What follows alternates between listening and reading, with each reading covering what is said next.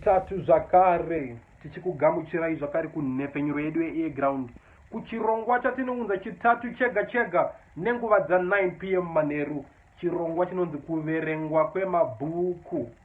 Mwaka uno tiri kuverenga bhuku rakanyorwa nemunyori ane mukurumbira zvikuru munyika yeZimbabwe, Baba Ignatius T. Mabasa. Bhuku ravo rinonzi Imbwa Yemunhu. Zita rangu ndinonzi poet Itai Sekeremo. Ndini ndichange ndichityaira ngoro yemabhuku svondo rega rega nenguva dza9 manheru. Ngatichipindei muchirongwa chedu.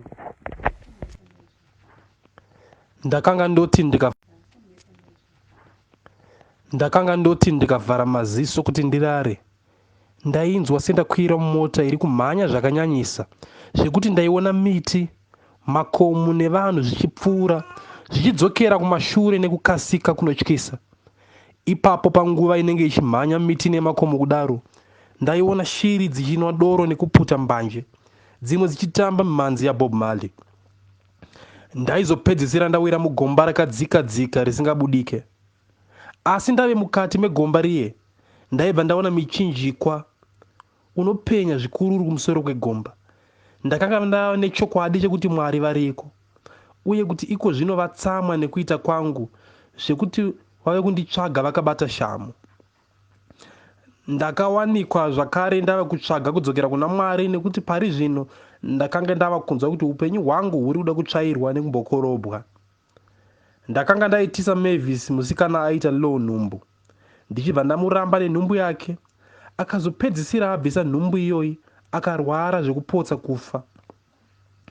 Asi handina kumbozviitira kana shungu.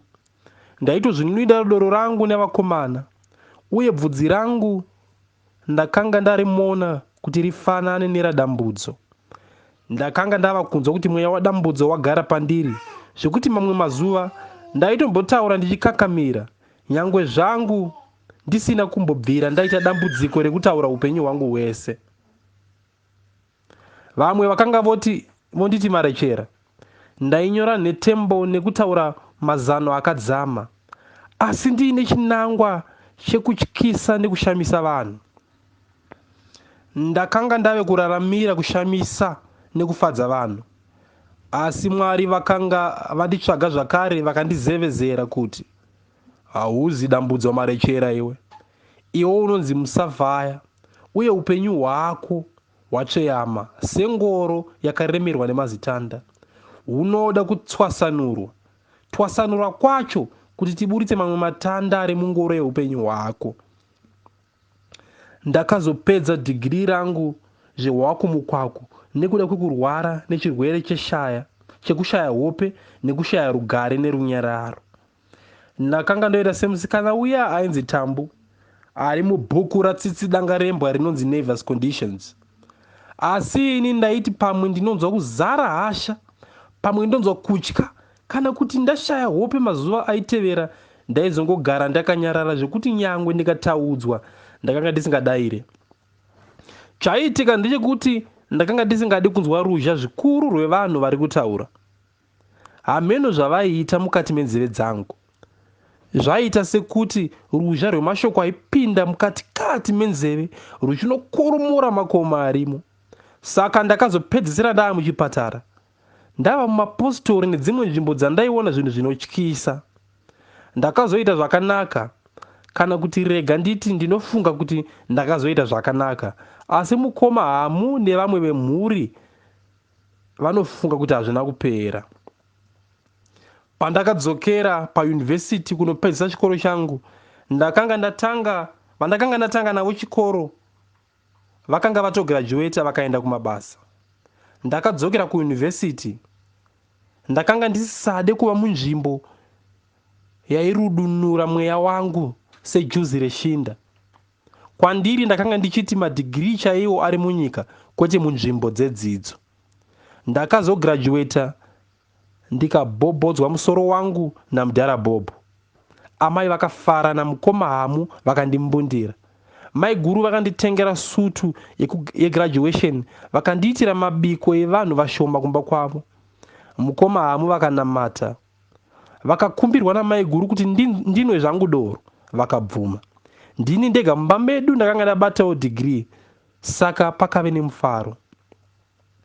Ndakapiwa basa nehurumende rekunodzidzisa kumaruzevha ekwachenda mbuya, asi upenyu hweko hwakandiramba. Kwakanga kusina magetsi kana doro rechirungu rakasarudzwa. Ndaitya kunonwira kumaraini nekuti mukuru wechikoro akanga andiudza kuti pane mudzidzisi akanga aisirwa mushonga mudoro akatofa, uyewo kuti ndiende kunonwa doro remumaruzevha nemadhara ane hovhorosi nematemo pamapfudzi anenge achitaura nyaya dzekuteya mbeva nekuroyana zvakandirambira ini. Ndaidzidzisa chirungu ndichidzidzisa vana zvakawanda mukirasi imwe chete.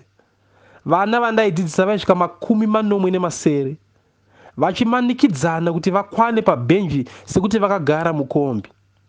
Mukombi muri nani nekuti pamwe unokurumidza kuburuka, saka nyangwe zvako ukagara wakatsigira zvinoita. Zvino vana vandaidzidzisa vainge vakasvinana zvekuti kana kunyora kwakanga kusingakwanisiki. Pasina izvozvo kunyora kwacho raive dambudziko nekuti vazhinji vavo vaiya kuchikoro vasina zvekunyoresa. Saka vaingokutarisa uchitaura wakamira kukumbira zvinyoreso zvevamwe kana vachinge vapedza. Vamwe vana vaingosvika vachibva varara mukirasi.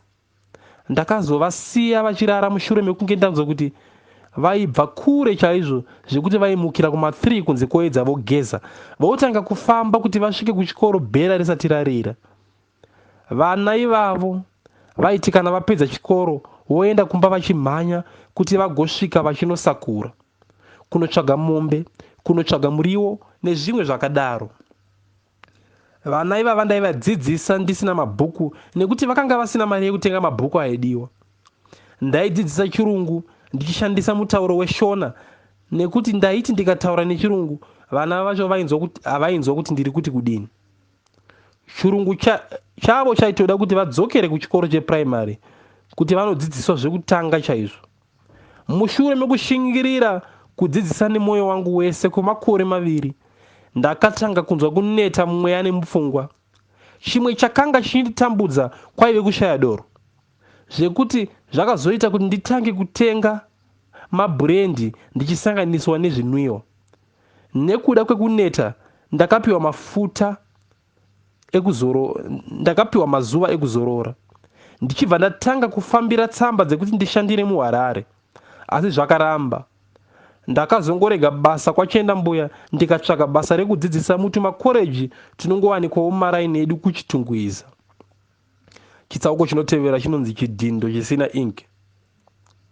Mupostori ane magemenzi akasviba anoburuka mugombo redombo shava, asi meso akati piriviri semhiripiri uye achityisa.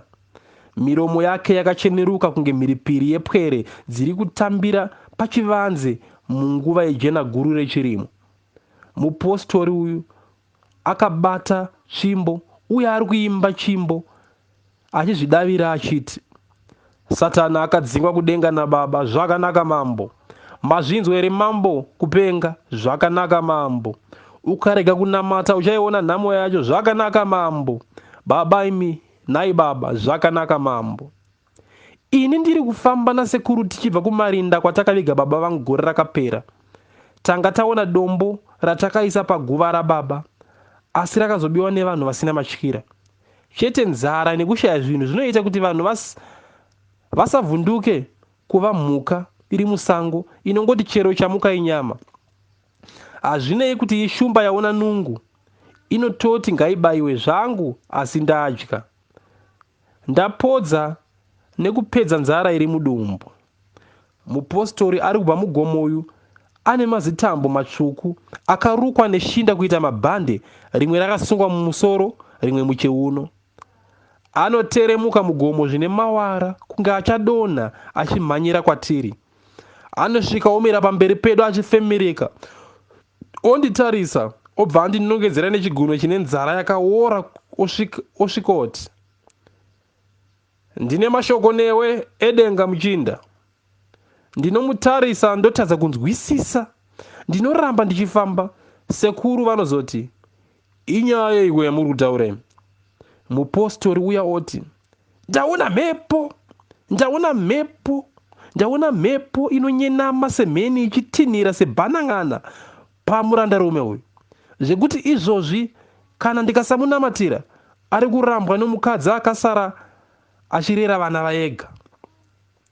Ndinoshamisika nekuti ina handina mukadzi nevana, asi handina chandinotaura nekuti mupostori kutaura chokwadi nemataridziro ake ari kundityisa. Sekuru vanoti, saka zvoitwa sei nhai munhu waMwari? Ndinogona kuuya nemi izvozvi. Nyaya yacho hainetsi, asi inoda kukurumidzirwa. Kumba kure here? Kana mukandiwanira huku nhatu, ndinoita munamato nadzo, uye murume uyu akadzibata. Ini ndinoramba ndichinamata kusvikira dzafa dziri mumaoko ake. Kana dzafa, mhepo dziri kumutambudza dzinenge dzabva, asi huku idzodzi hadzidyiwe. Munondipa ndini ndinoziva kwandinodzirasira. Anotaura nekukurumidza, mukanwa make igutukutu danga renguruve zvake. Yeya, nhai sekuru vanotaura voda kuseka. Ndizvo chete baba, mupostori uya anotaura obva azunza musoro wake achizuzuma. Zvino huku hatina, asi kana tadziwana tinouya tichikutorai kuno kugomo munhu washa. Sekuru vanotaura vachifamba vachibva paari. Ndiri pano kusvika mangwana pandinopedza munamato wangu, asi edzai kuita zvandakuudzai nekukurumidza, nekuti ndaona murume uyu aita jambwa rakaipisisa naimi. Kana akanonoka zvese zvaainazvo kubva kubasa, mota, imba nemukadzi zvichabvutwa kwaari. Kukurumidza muchinda, ungwarire upenyu kuti zvifambe. Mweya hautambwe nawo. Yemeni machikis risina dizioti akataura neimwe langweji yandisina kunzwa kuti ati kudini. Fambai zvenyu asi mukurumidze kudzoka. Anofuradziwa neminwe robhururuka richinoti pazvitombo zviripo pwata. Ndinocheuka ndomuona achigutsirira sekunonzi pane waataura naye. Ko nhai sekuru, ini munozviziva kuti handina mukadzi, handina mota kana imba, saka munhu uyu ari kutaura ipiko? Ndinotaura nezevezeve nasekuru kuti ndisanzwikwe nemupostori uya. Asi mupostori uya andinzwa, anobva aswedera pedyo neni obva ati, mweya hautambwe nawo muchinda, uye mweya wakangwara. Iwe unogona kunge usina mukadzi nevana izvozvi, asi mweya unenge watoona mukadzi wocharoora nevana uchiva uchaita. Uri mumashure muchinda, famba nemweya. Sekuru vanondiitira utsinye. Vofamba vachienda, vachindisiya ndiri munyapwa nemupostori uyu. Mupostori uya anoita saanoona pfungwa dzangu obva ati, chifamba uende muchinda, wava kusiyiwa, asi kukurumidza ugadzire zvinhu zvinoda kugadzirwa. Ndinoteremuka ndichimhanya zvakare. Handingati kumhanya, ndiri kutiza mupostori. Ndiri kutiza kusanzwisisa zvaari kutaura. Ndinosvika kuna sekuru ndichifemuruka. Sekuru havacheuke, vanoramba vachifamba. Nhai sekuru, uyu munhu uyu. Sekuru havandipe mukana wekupedzisa, asi vanonditarisa voti, asi newo wava kupenga nhai Musa. Handinzwisisi kuti vanorevei kana vachinditi asi newo wava kupenga. Handivabvunze, ndinotya kuti vanganditsamwira. Handinzwisise mupostori asara mugomo ari kuda huku. Handinzwisise upenyu, asi kuti ndine humwe upenyu hwandinorarama ndisingazive, hune mukadzi nevana vandisingazive here. Kuti anoreva Julie here, asi kaJulie hazi mukadzi wangu. Handina kana huku zvayo yandakangomubvisira, uye handina vana naye. Nyangwe zvake akati ari kutaura zvichaitika, ini kuri kuenda upenyu hwangu ndakaudzwa namai guru kuti ndichafa ndisina vana nekuda kwedoro, nekutsvaga musikana asiri wekubhadhara, asi wekudana naye ndichiroorawo. Kuti ndiine basa randinoshanda iri, ini ndisingaoni muhoro wacho, nekuti ndinotokwanisawo kutenga mota. Ndine mungava nemunhu wandisingazivi here, kuti kumba kwedu kune ngozi, kana kuti kune ngozi sei ichingotambudza inini chete ichisiyana mukomamo vachiroora nanachengetai vachiroorwa nekushanda mabasa kwavo. Asi mupostori uyu anopenga iye nichaiye kutengawo mota. Ndiwo musi unobva waguma nyika iwowo. Asi kuti anga achida kuti muto kwete mota, nyika ngaindiseke zvayo kuti handina kujaira kubudirira. Ndajaira nhamo zvekuti nyangwe pandinosangana nerugare ndinoti ngarupfuure rusamire pandiri.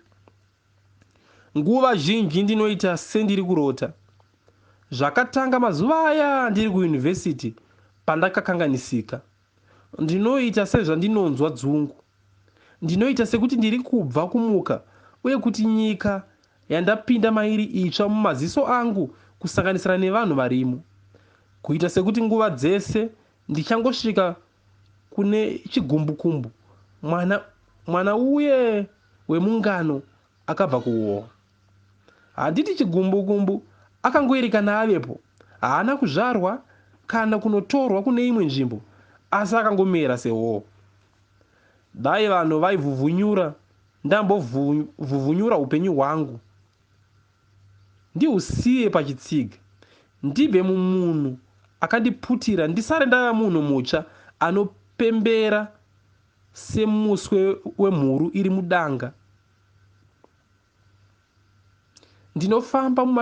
Ndinofamba mumashure masekuru ndichiteerera kurira kweshangu dzedu. Tiri kufamba takadungamidzana kunge masoja ari kufora. Motsi piri, motsi piri, motsi piri, asi patsika remberi handipo panotsika reshure. Mweya yakawanda musa, asi mweya mutsvene mumwe chete, uye ndewaMwari. Hauite zvetsvina. Sekuru vanotaura mushure mekarunyararo, kunongonzwika shangu dzedu tichitsenga maputi netutombo turi mumugwagwa. Asi nyangwe vadaro handivanzwisise. Vari kureva here kuti mupostori uya haazi kutaura zvaMwari? Vanoreva here kuti nekuda kwekuti gemenzi rake rakasviba, nzara dzake dzine tsvina, uye pake zvake ari kunwa muviri wese nemukanwa, saka hangaite munhu waMwari? Koinga Johani Mubhabhatidzi aiita mazuva ari murenje achidya uchi nehwiza. Ndinotura befu, pfungwa dzangu dzinosundana nekupishunuka semakore ekunzi kuri kuda kunaya mvura yakasimba, asi kungoti chete mupfungwa dzangu hakunaye. Mupfungwa dzangu miti, uswa nemaruva zvakasvava kare. Mazuva andaive jaya ndichienda kuSunday school, nepaye ndichitamba naGeorge Nyimo wataiti Jijo. Handizivi kuti mvura yaisidiridza pfungwa dzangu yakazotiza ichiendepi. Ndava nemakore kusina mvura, kusina kunaya mupfungwa dzangu kana muupenyu hwangu. Ndiri ivhu riri mugwenga, rinombobviswa nemhepo ine hasha, mhepo inopisa. Mandiri munorarama zvinyavada nenyota chete chete. Ndinonzwa kuti dai ndaenda kure neni, kure nenyika ino ina sekuru, mapostori, Juli, mukomahamu, hazvi, teki, maiguru, amai nehama. Pamwe ndinonzwa kuti dai ndiri nendakafa panzvimbo yababa vangu. Chete ndinoziva kuti ndaizosuwa doro ndava muvhu, nekuti ndaigona kumuka ndava chipoko chinenge chichinetsera doro, chipoko chinonwira zvidhakwa doro razvo. Ndinombotyira mukanwa mangu munoda doro, kuti kana paye ndafa ndafushirwa, paye ivhu parinenge rave kupinda mumuromo, nzeve nemaziso ndichirwadziwa nekushaya doro. Pamwe ndinonzwa kuti dai ndaenda zvangu kubhawa redu kwaChikwana kuna Mai Maria, resident poet naMudhara Jim. Asi zvino handidi kuenda kunonwira doro pedyo nepaChikwana. Ndinoda kuenda kure kwandinotaura nemiti nemaruva tichiseka nekufara, pasina anotsvaga kufungisisa nekuongorora mashoko nekuchenjera. Ndinoda nyika iri kure kure yemabhuku kana mungano, kwandinoona vanhu vatsva vanongondiudzawo nezveko ndichishamisika. Asi panyika iri kure handidi kuenda kujerusarema, musha wakanaka unoimbwa nevanhu vekuchechi. Jerusarema ndinoritya, guta raMwari risina rima, misodzi kana kurwara. Handisati ndagadzirira kusangana naMwari. Ndinotya kuti kufa kwangu kuchandityisa. Kufa kwangu ndinofunga kuti kuchandityisa zvekuti ndichamuka pandinenge ndafira ndikatiza kutya kuenda kudenga kunotongwa nekuti ndinoziva kuti ndiriwo kugehena. Ini nyika yandinoda yakafanana nenyika inotsvagwa naJulie. Julie anoti aneta nekugara mumba mavo naRichard ega. Julie anoti kana kudya kana kurara kana kuona TV kunopedzisira kwakumurwadza nekumubohwa. Handizivi kuti nhumbu iri kuda kuzvarwa kana isiri kuda kuzvarwa inoita sei nekuti ndiri murume. Handidi kubvunza Julie nekuti hafariri mibvunzo uye haana mwana. Anongoda iye kuti akuudze zvaanenge achida kana kufunga. Julie anoda kuteererwa. Ndinofunga kuti ane zvitunha zvizhinji zvaakaviga mumakuva eupenyu hwake. Julie anenge mukati mebhachi remutikitivu. Haungazive kuti munei. Mune pfutingani, magirazi, zvinyoreso, midzanga yefodya, kamera yekutora mapikicha nezvimwe zvii. Julie ndipo paakasiyana naHazvi. Hazvi haataure, handimunzwisise. Ane maziso manyoro anenge emunhu ari kuda kuchema. Ndanyepa. Maziso aHazvi anenge maziso emombe yakafa. Mombe yaunoona musoro wayo wakaiswa mubhucha uchitengeswa uye rurimi rwacho rwakabudikira kunze zvishoma. Maziso asina upenyu anenge mvura yakajenga kare kare mubani. Ndinototya kuti kana ndikaroora Hazvi angangogara achichema. Anenge munhu uya ane zvakawanda zvinoitika zvaasingadi kuti ndizive. Hazvi akasiyana naJulie nekuti haataure. Anenge dombo rakapotsa shiri rikasvikowira pandove yemombe nyoro. Hakuna kumwe kwarinokunguruka richienda, rinongoti pwata robva raputirwa nendove. Kana ndina Hazvi tinogona ngogara takanyarara, iye ozongosimuka oti ndava kuenda musa. Hatina nyaya ini naHazvi. Uye kana nerudo handifunge kuti ruripo pakati pedu. Tinenge mativi maviri ebhandi ari kuramba kusangana pachiuno. Kazhinji kana Hazvi akati ndave kuenda, ndinonzwa kufara nekuti handimboswera ndichibvunza kuti kuonomhanyirei. Ndinofara nekuti ndinenge ndasunungurwa.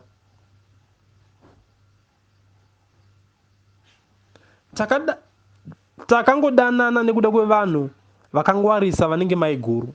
Asi chokwadi chaicho ndechekuti hapana rudo apa. Rudo rwangu naHazvi chidhindo chisina ingi. Dai akangondiramba, asi ndinozviziva kuti nekuda kwamaiguru haambondirambi. Anongoramba achingonzi muchajairana zvenyu. Asi maiguru havazivi kuti tayi rebhasikoro haringaendi pamota nekuti harizi repo. Ingava nemacheso akaimba akati, panobva zino pasara vende. Chero ukatenga regoridhe ziva harizi repo. Asi mupostori uya anga achidei chaizvo. Chokwadi chega chabuda uye chandawirirana nacho panyaya yemupostori kwandiri chabuda muchimbo chaakanga achiimba chekuti ukarega kunamata uchaona nhamo. Mwari vakataura neni kare ndichiri kuSunday school kuti ndinofanirwa kuvanamata nekuvateerera. Iko zvino ndichitarisa shure ndinoona kuti mazuva eSunday school ava mazuva akare kwazvo, asi shoko raMwari rakasiya mubonje mweya wangu. Ndine chitsvambe. Ndinozviziva ndega pakawanda pemwoyo wangu kuti ndinofanirwa kunamata nekuraramira Mwari.